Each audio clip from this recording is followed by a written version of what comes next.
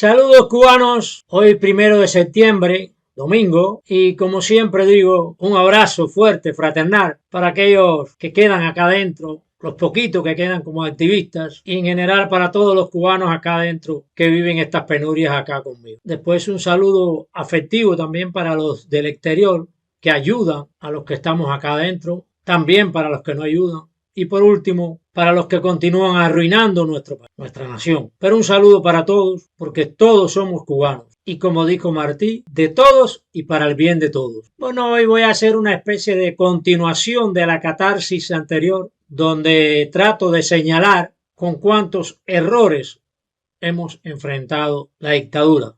Errores que permanecen, persisten y muchos se empeñan en continuar trabajando con ellos. Aquí estamos diciendo lo que muchos no quieren escuchar, otros no les interesa escuchar porque les señala sus errores. Cuba ha tenido tantos políticos de oposición, de supuesta oposición, aferrados a sus ideas que le cuesta mucho trabajo o se niegan a escuchar que han errado. Pero lo peor de esto es que continúan errando. Y aquí estoy para decir lo que tantos de esos no quieren escuchar. Quizás le perjudica su reputación, pero yo voy a decir lo que pienso, lo que siento, lo que quiero. Trabajar sobre verdades latentes y prácticas. No me preocupa mucho quien no quiera escuchar, quien no quiera aprender, quien se niegue a escuchar el consejo sabio. No me voy a callar. Nunca lo he hecho. El silencio no es prudencia. Y quien permite las injusticias se asocia, se hace cómplice del opresor. Yo no voy a ser cómplice del opresor. Voy a recordar un día triste, fatal para la historia de Cuba, para la oposición. Un día que yo lo considero trágico. El día que se inauguró la embajada de los Estados Unidos aquí en Cuba. O sea, se reabrió. El día en que realmente triunfó la revolución de Fidel Castro. 14 de agosto del 2015. Se efectuó la ceremonia. Una ceremonia fúnebre para la libertad, para la oposición, para los patriotas que en verdad quieren una Cuba libre de opresión, democrática y una verdadera república. Ya se habían venido realizando conversaciones a espaldas de los dos pueblos, del pueblo de Cuba y del pueblo de los Estados Unidos. Porque realmente a los presidentes no les importa mucho cumplir con lo que prometen al pueblo para asumir a la presidencia. El día 14 de agosto del 2015 se firmó una sentencia sobre la nación cubana, mejor dicho, sobre el pueblo cubano. Lo mismo el de acá adentro que el del exterior. Y aquí estamos un poco para rememorar esta desgracia de este maldito día, fatal día, triste día. Ese día lloré de impotencia, de dolor, de amor por mi patria y mi pueblo. Bombos y platillos. Un poeta declamando con su alma de poeta, no con su alma de Cuba, aplaudiendo la desgracia. Sin misericordia con el pueblo de Cuba, víctima de todas estas atrocidades. Y me preguntaba yo, ¿qué se ha avanzado en cuanto a relaciones verdaderamente humanas de los pueblos de Cuba, dentro de Cuba y del exilio? Cuando se arrió la bandera norteamericana por los 3 marines que habían quedado representando las ya oficinas de intereses y no embajadas, esa bandera se arrió precisamente porque en Cuba se había instaurado una dictadura, porque se había tomado el poder por medio de la violencia. Y ahora, el 14 de agosto del 2015, esos mismos marines vienen a izar la bandera. Pero ¿qué ha ocurrido en todas estas décadas? El motivo por lo que se arriaba la bandera permanece hoy cuando izan la bandera. ¿Qué avances, qué progresos en cuestiones de derechos humanos, de justicia social, de libertades y derechos se había alcanzado en todo este periodo? Ninguno. ¿Cuál es la grandeza entonces de izar la bandera, de reabrir la embajada, si los motivos por los cuales se había arriado esa bandera y se habían descompuesto las relaciones permanecen hoy más latente que nunca? ¿Dónde está el progreso para el pueblo de Cuba? Más de 5 décadas de explotación, de opresión, de violación de derechos. Y ahora, este día 14 de agosto del 2015, se legalizan todas esas atrocidades cometidas contra el pueblo de Cuba. ¿Cuál es el mérito de la reapertura de estas relaciones? Es un desmérito, no un mérito. Es un retroceso a la evolución humana. Es involución. Para mí fue un día terrible. Ese día realmente Fidel Castro consumó su egolatría de mantener la dictadura y que bajo esas condiciones dictatoriales los Estados Unidos se sometieran a sus egos imperiales de dictador. ¿Cuál es el éxito? Que cientos de exiliados aprobaron y que decenas de opositores dentro de Cuba aprobaron también. ¿Qué pensaban? ¿Que el programa del Partido Comunista, del castrocomunismo, nos iba a entregar espacios de libertad, de derecho? ¿O pensaban con toda indolencia en las ganancias que iban a obtener? Que sin equivocarme ni en aquel momento ni en este, han sido pérdidas principalmente para el pueblo de Cuba, que hoy permanece en las ruinas materiales y espirituales. ¿Dónde está la grandeza de tal acto, de tal ceremonia, más que en una aberración a todos los cubanos? Una burla, una humillación abierta. ¿Dónde está la grandeza? El avance hacia la democratización, hacia un Estado de derechos. En algunas calles vi la bandera norteamericana y la cubana, las dos flameando casi en el mismo lugar. Pero mi bandera cubana yo la veía llorando. No flameaba con una sonrisa, no estaba alegre. Continuaba con el puñal que le clavó en el pecho Fidel Castro y su revolución el 1 de enero de 1959, cuando tomó el poder por medio de la violencia y comenzó a masacrar, a asesinar, a desposeer, a abusar del pueblo de Cuba. Pero mi dolor no quedó ahí. Se acrecentó cuando el 20 de marzo del 2016, en un acto pérfido, indolente, el presidente Barack Obama entra a Cuba. Y el 22 de marzo, él y su esposa disfrutan de una comida en un paladar que de los 10 millones de cubanos, 9 millones y tanto no la habían podido disfrutar desde que Fidel Castro tomó el poder por medio de la violencia. Mientras el pueblo de Cuba permanece en la miseria, en la incertidumbre de existencia. Pero todo no queda ahí, en ese disfrute de las calamidades de la nación cubana. Esta barbarie termina el día 27 de marzo, cuando bajo la mirada de más de 60 reporteros internacionales se arremete ferozmente en el Parque Gandhi contra las damas de blanco y los manifestantes pacíficos que solo pedían libertad. Recuerdo ese día como si estuviese mirando lo que sucedía ahí. Unos días antes de la llegada de Obama, 2 reporteros norteamericanos habían hecho contacto conmigo para que yo los orientara dentro de Cuba. El día sábado, en la tarde, logramos que entrara a la sede de las damas de blanco. Allí quedamos toda esa noche bajo un fuerte operativo, hasta el otro día, en la mañana, que partimos para el Parque Gandhi. La dictadura había colocado un ómnibus solo para nosotros. Parecía una bondad, un síntoma de respeto, pero después me di cuenta que no, que era una burla. A las 10 de la mañana de ese domingo, bajo decenas de reporteros, nos reuníamos allí, decenas de pensadores diferentes, de protestantes pacíficos, y todo parecía que era un éxito, hasta que llegó el mediodía. Yo no estaba. Había ido con un periodista francés a casa de mi hermana a hacerle una entrevista, porque la casa de mi hermana estaba rodeada de patrullas y de agentes de la seguridad del Estado. No se podía mover de dentro de la casa. Allí con sus niñitas y su deseo de libertad. Después de terminada la entrevista, pasado el mediodía,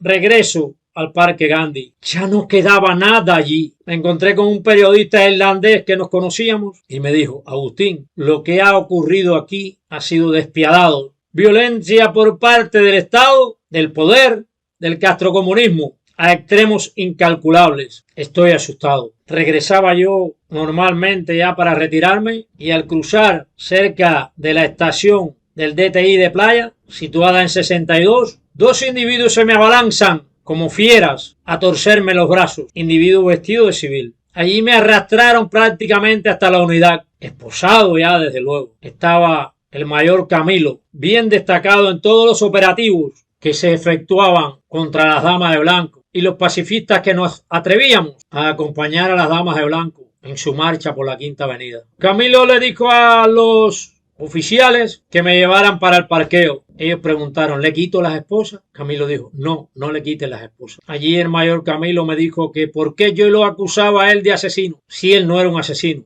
Le contesté que su comportamiento demostraba que era un asesino. Porque cuando estábamos en el Parque Gandhi en la mañana, él y dos de sus esbirros le habían caído a golpe a Yuri Roca. Y cuando llegué donde estaba Yuri Roca, sangraba de la frente. Y ahí le dije que era un asesino. Mientras Obama disfrutaba de su estancia en Cuba, yo estaba en un calabozo en el DTI de Playa. Allí me dieron un alimento que yo pienso que estaba contaminado con algo, porque me comenzó a trabajar en el estómago y a sentir bastante mal. A las 9 de la noche, después de una lluvia copiosa, se me liberó. Fue terrible el malestar que sentía, pero así logré llegar a la parada y ya cuando eran pasadas las 11 de la noche me dirigía hacia la casa de mi hermano. Parecía que me iba a desmayar cuando un señor del barrio me reconoció, paró su camioneta y me recogió. Cuando llegué a casa de mi hermana, casi me desmayo, con el malestar de estómago, el fuerte dolor y la fatiga que tenía. Todo esto ocurría mientras el presidente Barack Hussein Obama disfrutaba de los beneficios en Cuba que solo pueden disfrutar los altos funcionarios del poder y los presidentes como él. Me pregunto, ¿cómo es posible que este presidente pueda ostentar el premio de la paz? ¿Cuál es el progreso que ha existido en estas más de 5 décadas de dictadura en Cuba? ¿Cómo es posible que se considere un hecho positivo la ceremonia y el restablecimiento de las relaciones y la reapertura de la Embajada de los Estados Unidos cuando todo ha sido un retroceso? Prueba de ello está en lo que es Cuba en estos momentos, la ruina de país y nación. ¿Dónde está el éxito? En Cuba no necesitamos embajada de los Estados Unidos. Eso solo lo necesita la dictadura. Los que luchamos por la libertad de Cuba, por la democratización, por un Estado de derechos, una república, no necesitamos que exista embajada de los Estados Unidos dentro de Cuba. Todo lo contrario, nos ha dañado y nos continúa dañando. Para los pueblos de ambos países que entendieron que ni siquiera el mar podía separarnos. Cosas del mar. El mar no importa. Lo que importa es esto. Todos pertenecemos al mar que nos separa. Todos. Coincido. El mar no importa. Lo que importa son estos dos gobiernos, una dictadura y un gobierno democrático que nos separa, que nos ha hundido en el mar, que ha convertido 90 millas de agua en años, décadas de separaciones entre familias. El mar no importa, pero en ese mar hay cadáveres de cubanos que solo han querido buscar libertad. Pero en ese mar hay cadáveres de niños, de mujeres, de hombres, todos cubanos. El mar no importa. Lo que importa es lo que ha ocasionado toda esta tragedia, pero que continúa ocasionándola. Una vez y aún somos ese niño que se asombra ante las estrellas de mar, escucha caracoles huecos, talla castillos imposibles de los sueños. Todos hemos sido amantes, paseando mano a mano por ambas orillas. Nuestras huellas, un espejismo de seres desvanecidos en las olas que no saben de dónde son, ni les interesa en qué país se estrellan. Se estrellan, nos dan su bendición, vuelven al mar, hogar de nuestros deseos callados. Palabras muy sensibles de poeta, pero que no tienen que ver mucho con el alma de Cuba, con el sufrimiento real de todos los cubanos durante todas estas décadas. Ninguno es otro, al mar, sea en una isla cercada o en un vasto continente. Recordemos, nuestros abuelos, sus manos hundidas en tierra roja o negra, cuando sembraron árboles de arce o de mango, que lo sobrevivieron. Nuestras abuelas, cuando contaban los años mientras desempolvaban fotos de sus bodas, las caras marchitas de parientes aún vivos en nuestras cómodas. Nuestras madres que nos enseñaron cómo leer en español o en inglés, amarrar nuestros zapatos, juntar los colores del otoño o probar guayabas. Nuestros padres, desgastados por el peso de las nubes, marcando tarjeta en las fábricas o cortando caña para lograr otra vida, para nosotros. Mis primos y yo ahora en busca de las mismas estrellas sobre rascacielos o palmas, esperando que el tiempo muera y renazca. Cuando caiga la lluvia, que clarea todo y siempre encuentra su camino por río o calle hasta llegar al mar. ¿Qué himno cantamos? No importa. Todos hemos caminado descalzos, con alma desnuda, bajo el llanto de las gaviotas volando y saltando. Hemos entregado tristezas, esperanzas al mar, nuestros labios mojados con el mismo salitre de las brisas. Hemos guardado nuestras memorias y lamentos como piedras que no podemos soltar de las manos. Pero, todos hemos acercado un caracol al oído. Escucha, otra vez, el eco.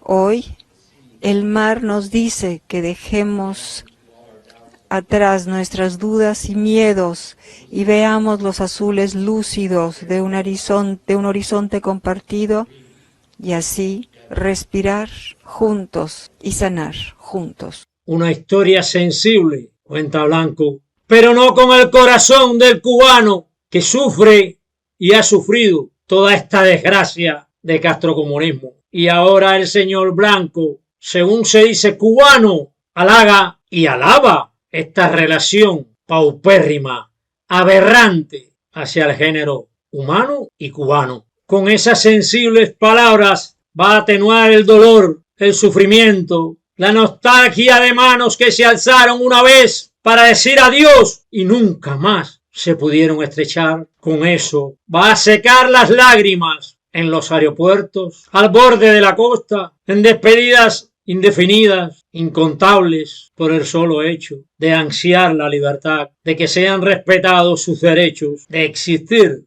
como seres humanos civilizados dentro de las libertades y los derechos que nos corresponden por condición humana. Con esas palabras, el poeta Blanco va a lidiar esta tragedia que desgraciadamente continúa hasta estos momentos. Ahora más que nunca, por la crisis ruinosa en que el castrocomunismo ha sumido esta nación, esas palabras no cubren el dolor.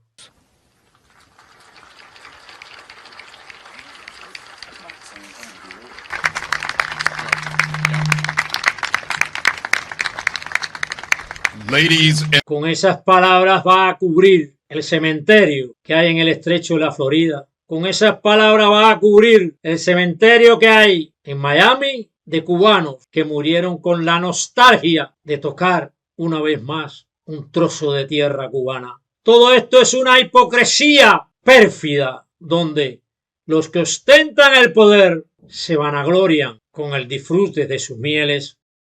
Sí importa el himno que cantemos, porque si no cantamos un himno de libertad, estamos traicionando la condición humana y cubana. Sí importa el himno que cantemos, porque los himnos también encierran la opresión, la falta de libertad y derechos. Y a veces los himnos creemos que los cantamos y no, solamente los ultrajamos.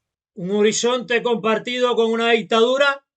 ¿Acaso se puede compartir un horizonte con un régimen dictatorial, opresivo, despiadado, represivo?